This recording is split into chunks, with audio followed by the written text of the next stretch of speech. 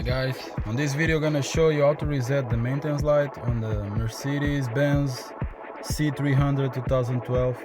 So first step, you're gonna put the key on your key fob and you're just gonna turn it to the position number 1.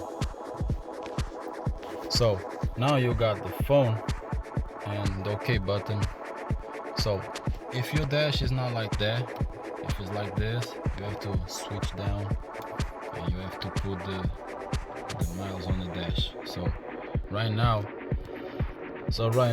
you press phone, show you like that, the phone and the OK button at the same time, and then I'm gonna show you this. So now you come down, go to assist plus, press OK, full service, come down, confirm, carry out, yes, cannot be undone, go down, press OK, confirm, full service, carry out. So now you can turn the car off, you can turn it on. Now you see you don't got any lights on your dash.